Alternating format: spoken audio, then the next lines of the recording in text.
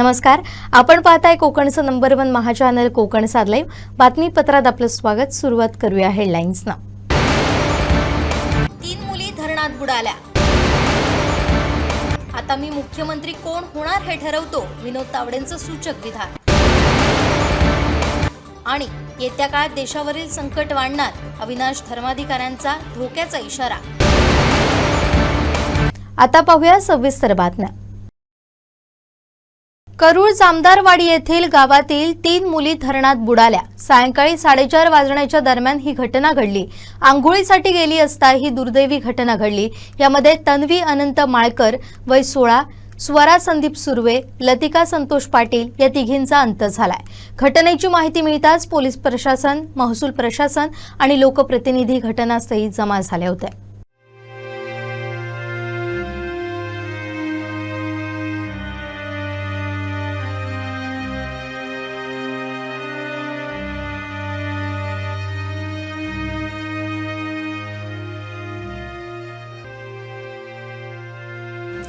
वैभववाडी तालुक्याला हादरवणारी घटना बुधवारी सायंकाळी घडली। धरणात पोहण्यासाठी गेलेल्या तिघांचा मृत्यू झाला।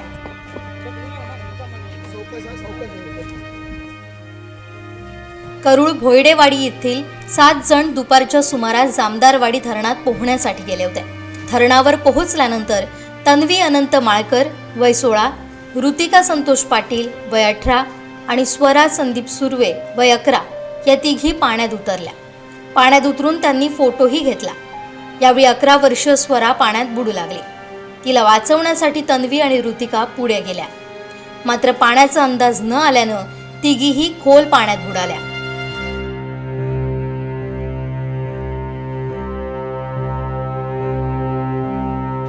धरणाबाहेर असलेल्या मुलांनी आरडाओरड केल्यानंतर जवळील केदारलिंग मंदिर परिसरातील ग्रामस्थ धावत घटनास्थळी पोहोचले। विलास वारंग, संजय वारंग, यश पवार, आकाश सुर्वे, सुशील माळकर आणि बाळकृष्ण वारंग यांनी क्षणाचाही विलंब न करता धरणात उड्या मारून तिघींना बाहेर काढलं, मात्र तोपर्यंत उशीर झाला होता। घटनेची माहिती मिळताच उपसभापती साची कोलते, नायब तहसीलदार दिलीप पाटील, भाजपा तालुकाध्यक्ष सुधीर नकाशे, दिगंबर पाटील, सरपंच नरेंद्र कोलते यांच्यासह पोलीस हवालदार धनाजी धडे, अजय बिलपे, हरेश जायभाय, अजित पडवळ, रणजित सावंत, मोहन राणे, श्री हाके हे घटनास्थळी दाखल झाले। पोलीस आणि नागरिकांनी मृतदेह बाहेर काढले। मुलींचे मृतदेह पाहून नातेवाईकांनी एकच हंबरडा फोडला। तिघींचे मृतदेह शवविच्छेदनासाठी वैभववाडी ग्रामीण रुग्णालयात आणले। घटनेची गंभीरता लक्षात घेऊन अतिरिक्त पोलीस अधीक्षक नयोमी साटम, तहसीलदार सूर्यकांत पाटील, पोलीस निरीक्षक मनोज सोनवलकर, सभापती सिद्धेश्वर आवराणे यांच्यासह अनेक पदाधिकारी आणि लोकप्रतिनिधींनी ग्रामीण रुग्णालयात धाव घेतली। मृत तन्वी माळकर हिनं नुकतीच 10वीची परीक्षा उत्तीर्ण केली होती आणि ती करूळ माध्यमिक विद्यालयात शिक्षण घेत होती। ऋतिका पाटील ही मुंबईत राहत होती आणि उन्हाळी सुट्टीसाठी गावी आली होती, तर स्वरा सुर्वे ही मुंबईत 6वीत शिकत होती। तिचं मूळ गाव कुसूर येथील असून आजीच्या उत्तर कार्यासाठी ती करूळमध्ये आली होती। आजीच्या कार्या दिवशीच तिचाही अंत झाला। करूळ जामदारवाडी धरणातील या दुर्दैवी घटनेमुळे वैभववाडी तालुक्यावर शोककळा पसरली आहे। श्रीधर साळुंखे, कोकण साद लाईव्ह, वैभववाडी। कुडाळ मालवण विधानसभा मतदारसंघाचे आमदार निलेश राणे यांनी आपल्या मतदारसंघाचा दौरा करत विकास कामांचा पाऊस पाडलाय। सकाळपासूनच सुरू झालेल्या या झंझावती दौऱ्यात त्यांनी एकूण 9 विविध विकास कामांचं लोकार्पण आणि भूमिपूजन करणार आहे। यामध्ये पाणी पुरवठा, पर्यटन, वीज आणि शैक्षणिक सुविधांचा समावेश आहे। या कामांमुळे मतदारसंघाच्या विकासाला नवी गती मिळणार आहे। दौऱ्याची सुरुवात सकाळी 10 वाजता ऐतिहासिक नेरूर गावातून झाली। येथील ग्रामस्थांची अनेक वर्षांची पाण्याची समस्या लक्षात घेत आमदार निलेश राणे यांच्या उपस्थितीत जलशुद्धीकरण प्रकल्पाचा शुभारंभ करण्यात आला।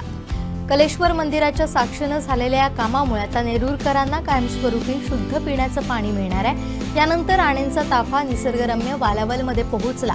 पर्यटकांचं आकर्षण असलेल्या वालावल तलावाच्या सुशोभीकरण कामाचं भूमिपूजन त्यांच्या उपस्थितीत झालं। विशेष निधीच्या माध्यमातून या तलावाचं सौंदर्य आता अधिक खुलणार असून स्थानिक रोजगारालाही यामुळे मोठी चालना मिळणार आहे। तसेच वालावल येथील ट्रान्सफॉर्मरचं देखील लोकार्पण करण्यात आलं। यामुळे विजेचा प्रश्न हा मार्गी लागणार आहे।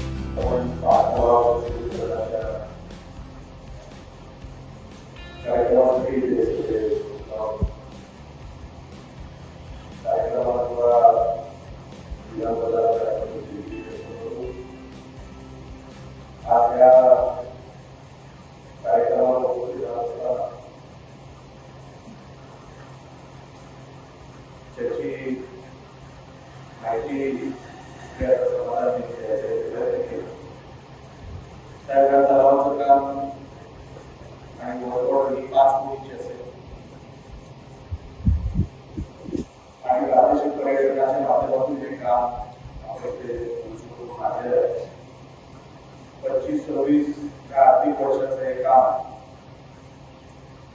आणि त्यासाठी लवकरात लवकर पूर्ण करण्यासाठी जे काय करावं लागेल ते सगळं आपण 100% इकडे करून वेळेचं काम करू.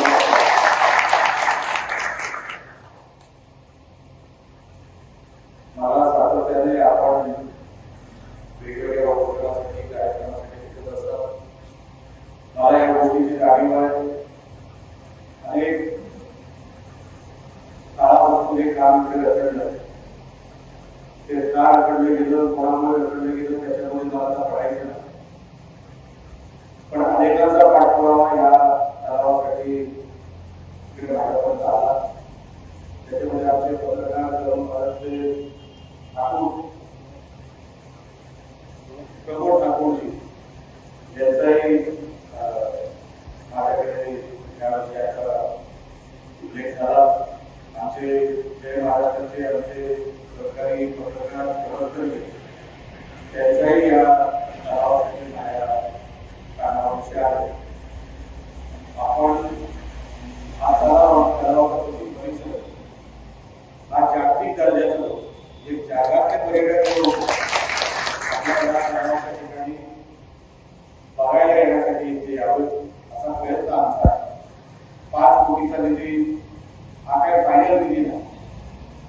हा पहिला टप्पा आहे आणि तसा आपल्याला तुम्हाला बोललो याला जागतिक स्तरावर करण्यासाठी जो निधी लागेल तो 100% आपण या विभागातून इकडे याच्यासाठी पैसे उपलब्ध करू. गरज लागली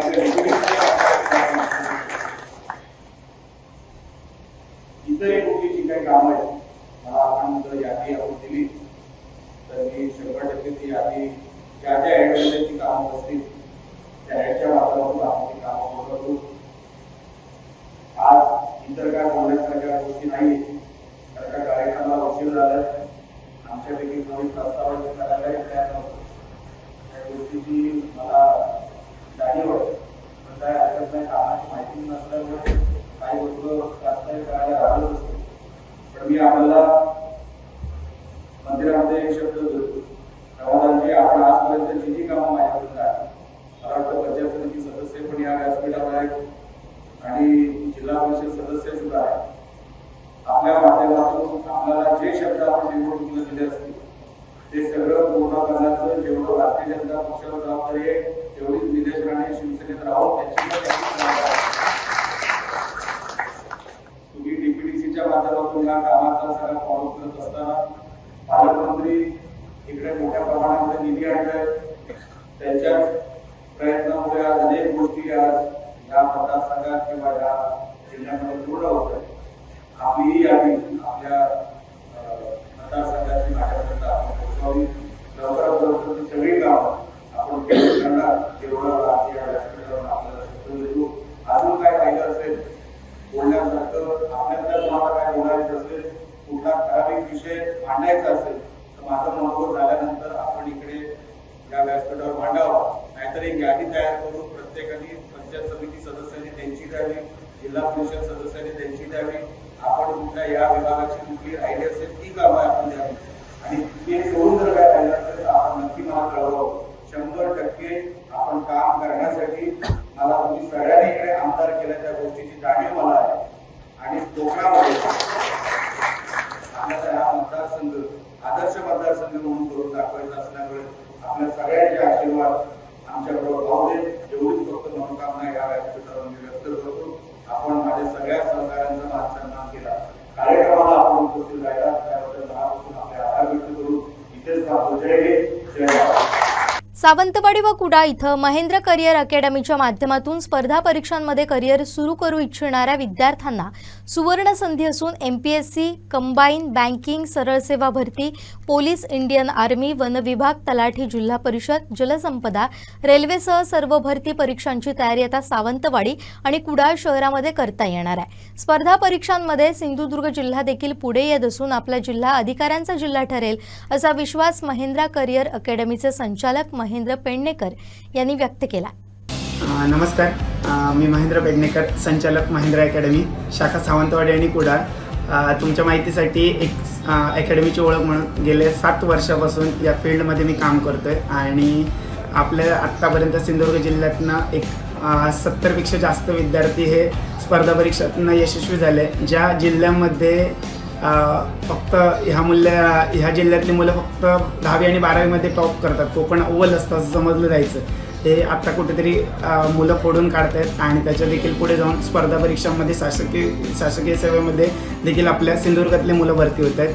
त्याच्यामध्ये आत्तापर्यंत PSI, state tag inspector, para commando, Agniveer, महसूल सहाय्यक अशा वेगवेगळ्या भरती परीक्षांमध्ये, तलाठी भरती असून दे किंवा आत्ता परत एकदा जलसंपदा विभाग भरती भरते, याच्यामध्ये देखील आपल्या विद्यार्थ्यांची निवड झाली आणि अशा विविध शासन स्तरावरती आपल्या सिंधुदुर्ग जिल्ह्यातली मुलं ते आता तयारी करायला लागलेत। आणि अजून एक महत्त्वाची बातमी, ह्या भरती आत्ता जी सिंधुदुर्ग महाराष्ट्र पोलीस भरती झाली त्याच्यामध्ये सिंधुदुर्ग जिल्ह्यातले 40पेक्षा जास्त पोलीस हे आपल्या सिंधुदुर्ग जिल्ह्यातील विद्यार्थी झालेले आहेत आणि नक्कीच आपल्या सिंधुदुर्ग जिल्ह्यासाठी अभिमानाची गोष्ट आहे, कारण काय सिंधुदुर्ग जिल्हा देखील आता शासकीय स्तरावरती दिसायला लागलं आहे। जे स्वप्न महेंद्र अकॅडमीने उराशी बाळगून सुरुवात केली होती ते मात्र आता नक्कीच सत्यात उतरताना दिसते आणि येणाऱ्या कालावधीमध्ये सिंधुदुर्ग जिल्हा हा अधिकाऱ्यांचा जिल्हा म्हणून नाव रूपास येण्यासाठी महेंद्र अकॅडमीचा सगळ्यात जास्त रोल असेल यात शंका नाही।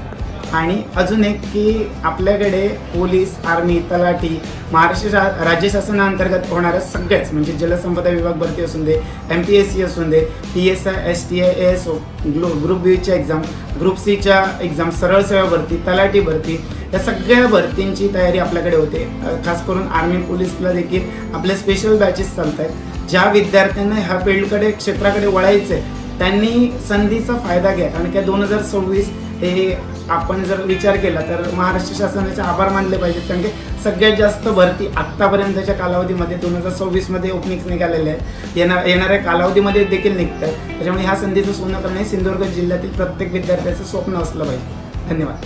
सावंतवाडी तालुक्यातील मळगाव इथं सकाळच्या सुमारास एका इको कारचा भीषण अपघात झाला।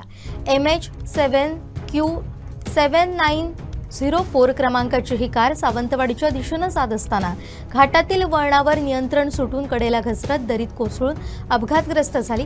सुदैवाने या दुर्घटनेत कोणालाही गंभीर दुखापत झाली नसल्यानं मोठा अनर्थ टळलाय, मात्र यात कारचं मोठं नुकसान झालंय। याच ठिकाणी याहीपूर्वी अशाच प्रकारे कार कोसळून नुकताच अपघात झाला होता, त्यानंतर पुन्हा त्याच ठिकाणी अपघात घडल्यानं मळगाव घाटातील सुरक्षिततेचा प्रश्न पुन्हा एकदा ऐरणीवर आलाय। घाटातील वळणं, अपुरी संरक्षक भिंत तसेच स्पष्ट सूचना फलकांचा अभाव यामुळे वाहन चालकांना धोका निर्माण होत असल्याची चर्चा स्थानिकांकडून होतीये। अपघाताची माहिती मिळताच स्थानिक युवक आणि सामाजिक कार्यकर्त्यांनी तात्काळ घटनास्थळी धाव घेत मदत कार्य केलं। वाहनातील प्रवाशांना सुरक्षित बाहेर काढण्यात आलं। दरम्यान वारंवार घडणाऱ्या अपघातांच्या पार्श्वभूमीवर या ठिकाणी ठोस उपाययोजना करण्याची मागणी जोर धरते आहे। संरक्षक कठडे, वेगमर्यादा दर्शवणारे फलक, रस्त्यावर रिफ्लेक्टर तसेच धोक्याची पूर्वसूचना देणारी चिन्ह तात्काळ बसवावीत अशी अपेक्षा नागरिक व्यक्त करतात। संबंधित यंत्रणांनी वेळीच दखल न घेतल्यास भविष्यात गंभीर दुर्घटना घडण्याची भीतीही स्थानिकांनी व्यक्त केली आहे। सिंधुदुर्ग जिल्ह्यात संजय सावंत, वनश्री फाउंडेशन सिंधुदुर्ग आणि पक्षीतज्ञ भाग्यश्री परब बांबुळी यांची मानद वन्यजीव रक्षक म्हणून नेमणूक करण्यात आली। त्यांचा सत्कार जैवविविधता आणि सिंधुदुर्ग जिल्ह्यातील वन्यजीव प्रेमींकडून आयोजित करण्यात आला। यावेळी संजय सावंत आणि भाग्यश्री परब यांचा सत्कार करण्यात आला। मानद वन्यजीव रक्षक म्हणून त्यांची नेमणूक करण्यात आली असून त्यांचा सत्कार जैवविविधता आणि सिंधुदुर्ग जिल्ह्यातील वन्यजीव प्रेमींकडून आयोजित करण्यात आला होता। यावेळी डॉक्टर जयेंद्र परुळेकर, सुमेधा सावंत, सतीश ललित, संदीप सावंत, सतीश देसाई, वनक्षेत्रपाल सुहास पाटील आदी उपस्थित होते। पर्यावरणावर काम करणारे, प्रेम करणारे, त्यासाठी झटणारे, संवर्धनासाठी झटणारे इतके अनेक लोक आहेत ते इतर महाराष्ट्रात जिथे जिथे होता तिथे नव्हते, कारण कोकणी माणसाचं काय सिंधुदुर्गच नव्हे, शेजारचा रत्नागिरी, रायगड, सिंधुदुर्ग, तळ कोकणात तर फारच जास्त प्रेम आहे. हे आमच्या निसर्गावर प्रेम करणारी सगळी जनता आहे. किंबहुना सावंतवाडी, बांदा, कुडाळ, कणकवली, वेंगुर्ला, मालवण, देवगड हा शहरी भाग झाला आहे. पण जेवढी गावं आहेत, 300, 350, 400 गावं असतील, या गावातले जी ग्रामस्थ आहेत त्यांनी खऱ्या अर्थाने हा निसर्ग जपलेला आहे. देवराई या स्वरूपात तो निश्चितपणे शेकडो नव्हे हजारो वर्ष, म्हणजे एखाद्या रिसर्चरला जर स्पीसीजचा अभ्यास करायचा आहे तर देवराई या लॅबोरेटरीज आहे की तिथे जाऊन ते बघू शकतात 350, 400 वर्ष जुनं एखादं झाड किंवा ते वनस्पतीची स्थिती कशी असते का. पण साहेब काय झालं सांगतो, आता काही मंडळींना भस्म्या रोग झाला, दुर्दैव आहे, त्यांना सगळ्यात पैसा दिसतोय आणि त्यामुळे म्हणजे हे खरं विस्तृतपणे पुन्हा संजय सावंत साहेब आहेत ऍक्टिव्हिस्ट मांडले. मानस वन्यजीव रक्षक म्हणून ते बोलले, पण दोडामार्ग म्हणजे हा मोठा एअरपोर्ट आला आणि आम्हा सगळ्यांना एक आनंद झाला की पर्यटनाच्या दृष्टीने चिपी आहे, चिपीतून अजून विमानं उडायची बाकी आहेत, ती उडतील, पण मोपा आला इंटरनॅशनल एअरपोर्ट पर्रिकर साहेबांच्या कृतीप्रित्यर्थ. तर खरंच पर्यटनाला मोठी म्हणजे विकासाची गंगा व्हायला लागेल. पण झालं जरा उलटच, त्या मोपामुळे दोडामार्ग आणि सावंतवाडी आणि विशेष करून दोडामार्ग तालुक्यात 100, 150, 200, 300, 500 आणि मी 1200 एकर ऐकलं यांच्याकडनं आकडा. हो म्हणजे काय हा प्रकार, विला सेकंड होम गोव्यात मोठमोठे बोर्ड लागलेले दिसतात साहेब. तर तुम्ही बरोबर साहेबांचं त्याच्यामध्ये मला या कार्यक्रमाला आमंत्रण दिलं. तेच आज आपला खूप महत्त्वाचा कार्यक्रम आहे की आपले जे नव्याने मृत्यू झालेले दोन मानव रक्षक सावंत साहेब आणि परब मॅडम या दोघांच्या आपण अभिनंदनासाठी किंवा सत्कार समारंभासाठी आपण आज काही उपस्थित आहोत. सावंत साहेबांच्याबद्दल बोलायचं झालं तर मी माझ्याकडे एक 6 ते 7 महिने दोडामार्ग तालुक्याचा चार्ज होता, आरेफ होता. तर त्यांच्याशी माझे खूप चांगले संबंध राहिला, त्यांची ओळख पण आहे.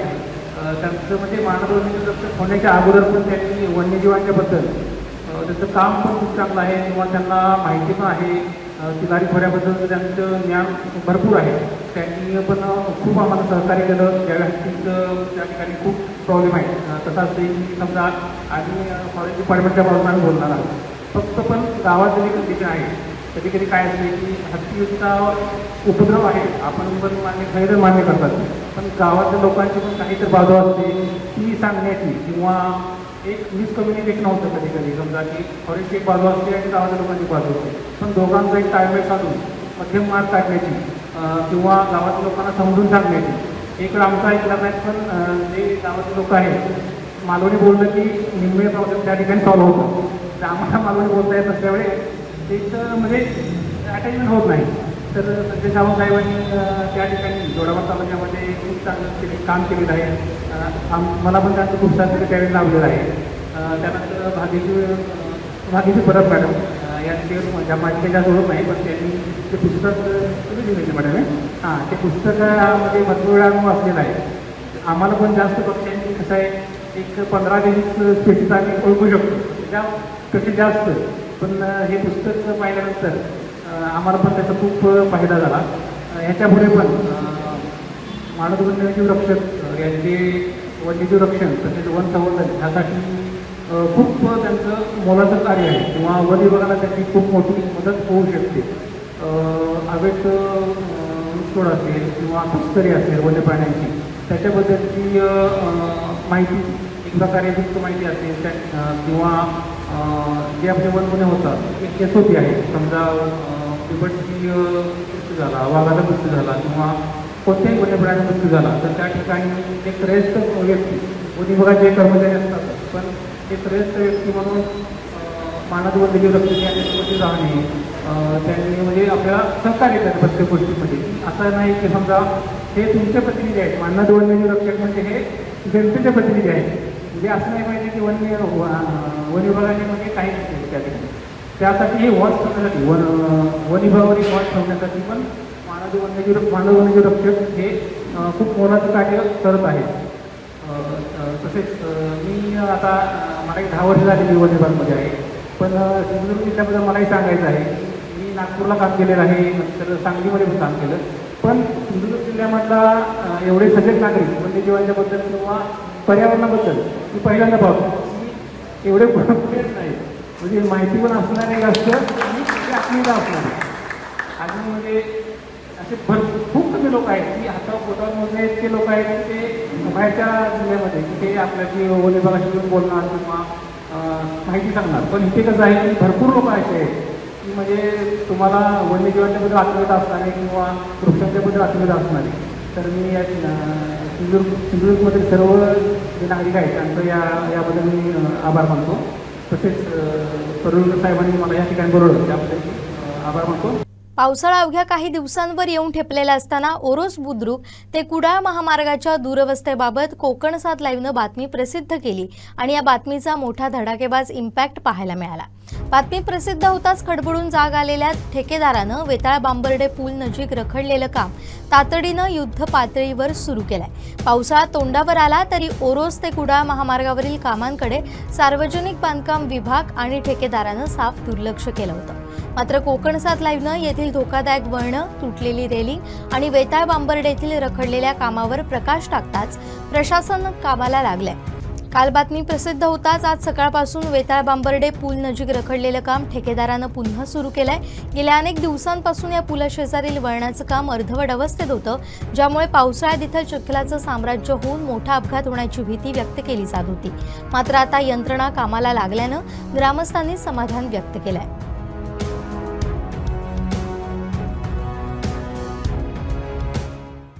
पंतप्रधान नरेंद्र मोदी यांनी इंधन बचत आणि पर्यावरण संवर्धनासाठी देशवासियांना इलेक्ट्रिक वाहनांचा वापर करण्याचं आवाहन केलं होतं. या आवाहनाला प्रतिसाद देत राज्याचे उद्योगमंत्री उदय सामंतांनी इलेक्ट्रिक कारचा वापर सुरू केलाय. इंधनावरील वाढता खर्च, प्रदूषण कमी करणं आणि पर्यावरणपूरक जीवनशैलीचा संदेश समाजात पोहोचावा या उद्देशानं उदय सामंत यांनी प्रत्यक्ष कृतीतून हा निर्णय घेतलाय. त्यांच्या उपक्रमाचं विविध स्तरातून स्वागत करण्यात येत आहे. सामान्य नागरिकांनीही पर्यावरण रक्षणासाठी इलेक्ट्रिक वाहनांचा वापर वाढवावा असाही संदेश त्यांनी दिला.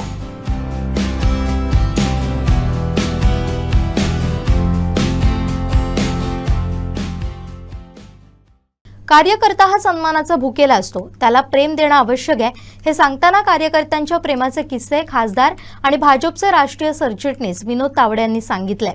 कणकवली भाजपच्या वतीनं खासदारकी मिळाल्यानंतर त्यांचा सत्कार आयोजित करण्यात आला होता, त्यावेळी ते बोलत होते. जिल्हा अध्यक्ष असतील, आपले पालकमंत्री असतील, सगळ्यांचा आग्रह होता की असा एक कार्यक्रम झाला पाहिजे. आणि त्यामुळे मी हा सत्कार मानत नाही, तर आपल्या गावाकडच्या लोकांनी आपल्याला दिलेल्या या शुभेच्छा आहेत. आणि या शुभेच्छा कशासाठी आहेत,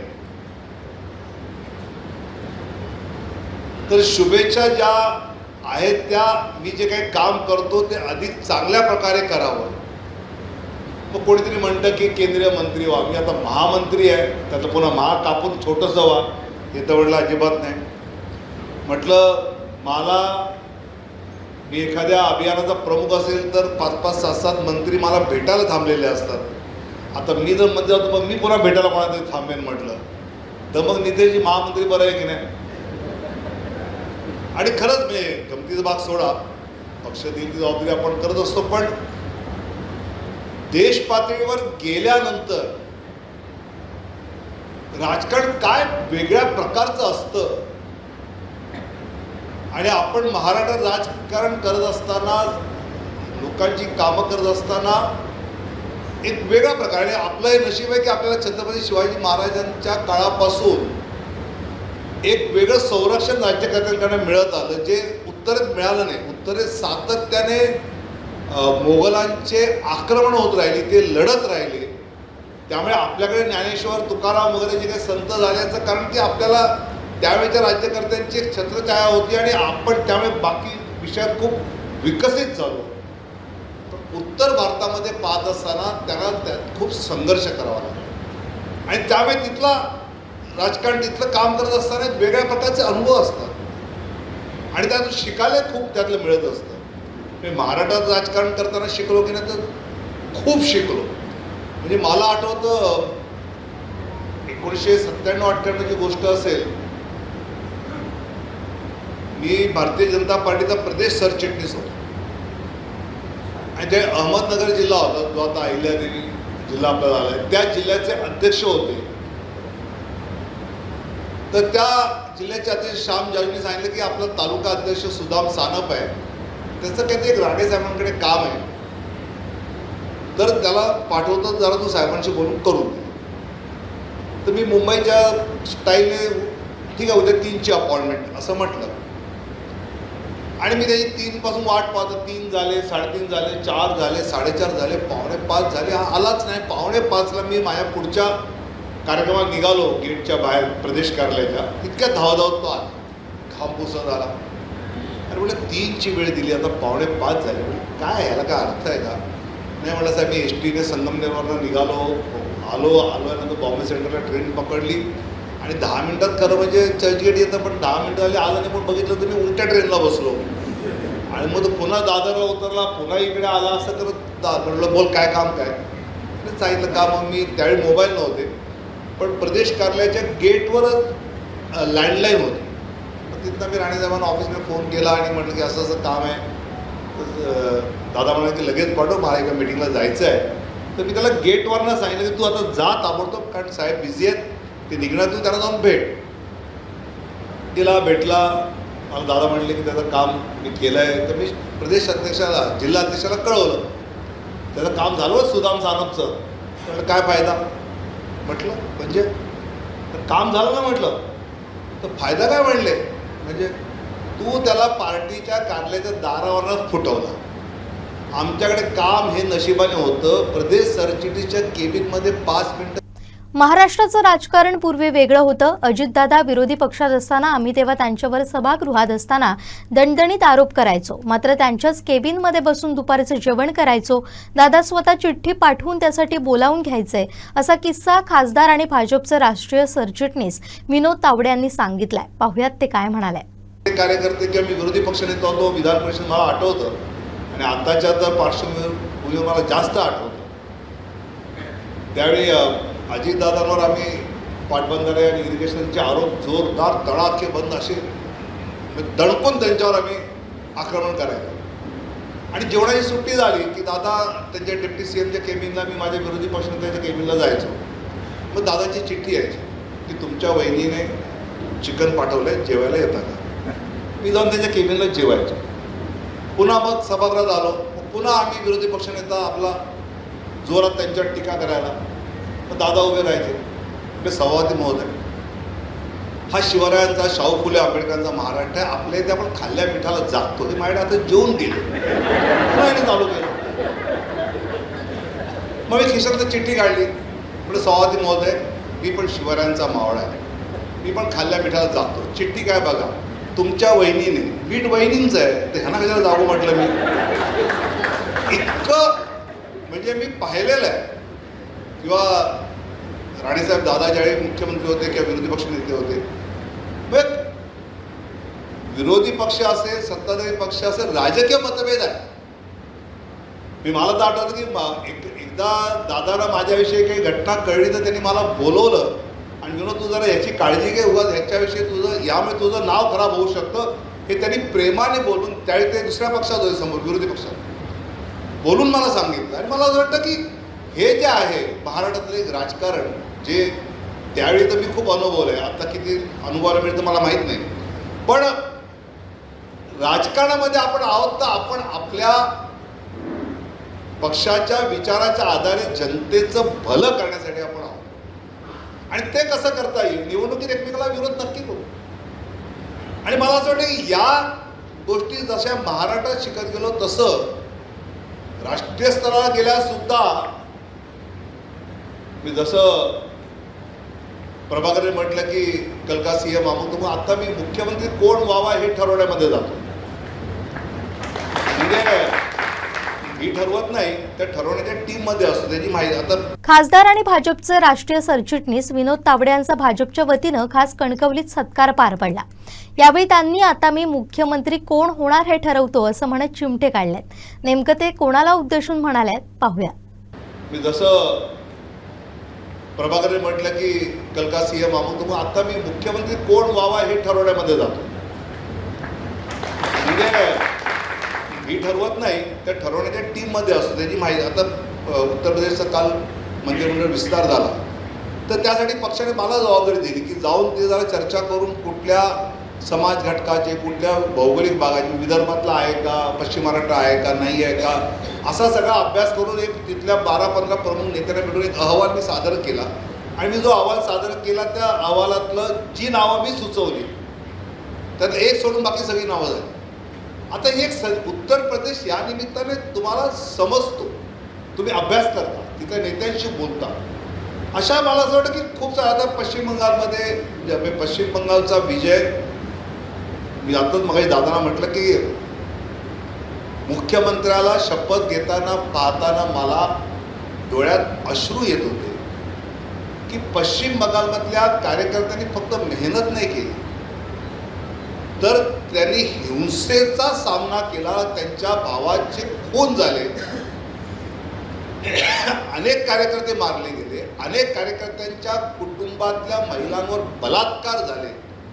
ममता दीदीचं राज्य हे असं होतं, तरी सुद्धा कार्यकर्ता काम करत राहिला, म्हणून आज आपण त्या ठिकाणी सत्तेत आलो आहोत. मला असं वाटतं की कार्यकर्त्याची कमिटमेंट काय असते. राजकारणामध्ये काही काम करून घेण्यासाठी येतो इतकं नसतं.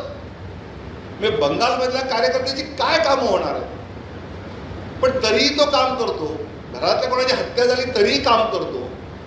घरातल्या एखाद्या महिलेवर आपल्या अत्याचार झाला तरीही काम करतो. मला असं वाटतं की असे कार्यकर्ते पाहायला मिळाल्यानंतर असं वाटतं की काय ते एक तिकीट फालतू नाही मिळालं तर आपण घरी बसलो काय पापच केलं असतं. कारण शेवटी हा पक्ष मोठा होणं म्हणजे कोणीतरी सातत्याने मंत्री होणं, पंतप्रधान होणं असा याचा अर्थ नाही. हा पक्ष मोठा होणं याच्यामधनं कुठे म्हणजे आता पुन्हा बंगालचीच घटना, शुभेंदू अधिकारी जे आपले मुख्यमंत्री झाले, ते मुख्यमंत्री निवड व्हायच्या आदल्या दिवशी त्यांच्या पीएची हत्या झाली आणि ते असे धडाकेबाजच आहेत, ते असे काही बघून घेणार. तर त्या दिवशी त्यांचा मूड होता की ज्यांनी केल्या त्या TMC लोकांचे त्यांचे जाऊन स्वामी उडवून टाकतो त्यांना. तर आम्ही बिहारच्या मंत्रिमंडळाच्या विषयात बसलो होतो पटण्यामध्ये, तर अमित भाई त्यांना म्हणत होते आणि तिकडनं शुभेंदू ढसाढसा रडत होते.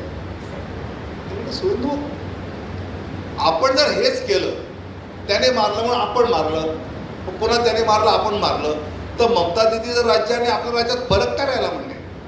48 तासात पोलीस या सगळ्याचा शोध घेतील. मी तुला शब्द देतो, आपण उलट स्वतःहून काही करायचं नाही. कायद्याचं राज्य पश्चिम बंगालमध्ये प्रस्थापित करायचं, यासाठी आपल्याला बंगाल जिंकायचं आहे आणि म्हणून आपण बंगाल जिंकलाय. नुसतं हे राज्य जिंकणं म्हणजे भाजपचं एक अजून सरकार वाढलं हा त्याचा अर्थ नाही. बंगाल जिंकल्यानंतर बांगलादेशमधला पश्चिम बंगालच्या माध्यमातून होणारी घुसखोरी आणि मग ते जाणार देशभर, ते आता थांबणार आहे. भारताच्या सुरक्षेच्या दृष्टीने पश्चिम बंगालमध्ये भारतीय जनता पक्षाचा विजय हा किती मोठा आहे आणि त्यासाठी केवळ दिवस रात्र मेहनत नाही तर कुटुंबातल्या लोकांची हत्या आणि महिलांवरचे अत्याचार सहन करून ते आलंय. मला असं वाटतं की ह्या गोष्टी महाराष्ट्राच्या बाहेर पडल्याशिवाय मला बाहेर कार्यक्रम कळल्याच नसत्या. कोकण रेल्वे मार्गावरून प्रवास करणाऱ्या प्रवाशांना कोकण रेल्वे तसेच भारतीय रेल्वेच्या माध्यमातून योग्य सुविधा मिळाव्यात, भूमिपुत्रांवर होणारे अन्याय टाळावे यासाठी कोकण रेल्वे प्रवासी समन्वय संघर्ष समिती यांच्या वतीनं 17 मे रोजी सकाळी 10 ते दुपारी 12 या कालावधीत सिंधुदुर्ग रेल्वे परिषदेचं आयोजन करण्यात आलं असून या रेल्वे परिषदेत जिल्ह्यातील सर्व नागरिकांनी सहभागी व्हावं असं आवाहन कोकण रेल्वे प्रवासी समन्वय संघर्ष समिती सिंधुदुर्गचे अध्यक्ष प्रकाश पावसकर तसेच जिल्हा समन्वयक ॲडव्होकेट नंदन वेंगुर्लेकर यांनी केलं. ही परिषद कसाल येथील साई माऊली बँक्वेट हॉल इथं होणार असून खास भारतीय रेल्वे तसेच कोकण रेल्वेचे अधिकारी उपस्थित राहणार आहेत अशी माहितीही त्यांनी दिली. रविवारी दिनांक 17 एका रेल्वे परिषदेचं आयोजन कसाल बालमवाडी येथे जे साई माऊली बँक्वेट हॉल आहे त्या ठिकाणी सकाळी 10 ते दुपारी 12 वाजेपर्यंत हा कार्यक्रम आमचा चालू राहील. प्रथम मी सर्वांना म्हणजे मग आमचे रेल्वेचे प्रवासी असतील, या जिल्ह्यातील नागरिक असतील, या जिल्ह्यातील लोकप्रतिनिधी असतील, या जिल्ह्यातील आमदार खासदार वरिष्ठ मंडळी असतील, त्यांना सर्वांनाच मी प्रथम या कार्यक्रमासाठी निमंत्रित करतो. चलो कसाल, चलो कसाल, चलो कसाल. कसालला आपण या कार्यक्रमासाठी सर्वांनी जरूर ते यायचं आहे. काही मग गावोगावचे सरपंच असतील, उपसरपंच असतील, त्या गावातील काही प्रमुख महिला असतील, बचत गट असतील, की जेणेकरून हे सगळी मंडळी रेल्वेचे प्रवासी आहेत. त्याच्यानंतर या ठिकाणी आता नवनिर्वाचित जे जिल्हा परिषद पंचायत समिती सदस्य ही जी मंडळी आहेत त्याच्यामध्ये महिलासुद्धा आहेत. या सर्वांना भेटून आम्ही त्यांना स्पेशली पत्र देऊन आम्ही त्यांना निमंत्रण देत आहोत. काही लोकांची भेट झालेली आहे, काही लोकांना भेटायचं पुढे आहे, काही लोकांना हस्ते परस्ते आमच्याकडून त्यांना निमंत्रण जात आहे. यापूर्वी अशा प्रकारचा हा मेळावा आम्ही घेतलेला नाही. आम्ही जे कार्यक्रम या जिल्ह्यामध्ये केले ते आंदोलनं केली, म्हणजे जनतेच्या किंवा प्रवाशांच्या मागणी खातर किंवा त्यांना ज्या काय अपुऱ्या सोयीसुविधा आहेत त्याच्यासाठी आम्ही आंदोलनं केली, उपोषणं केली.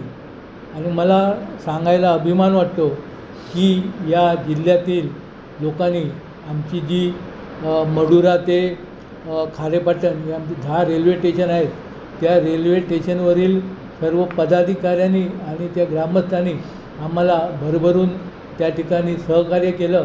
आणि मी अभिमानाने सांगतो की आमच्या सगळी उपोषणं किंवा सगळी आंदोलनं यशस्वी झालेली आहेत. आणि आम्ही काही प्रमाणात, मोठ्या प्रमाणात आमच्या पदरामध्ये आमच्या मागण्या आम्ही प्राप्त करून घेतलेल्या आहेत.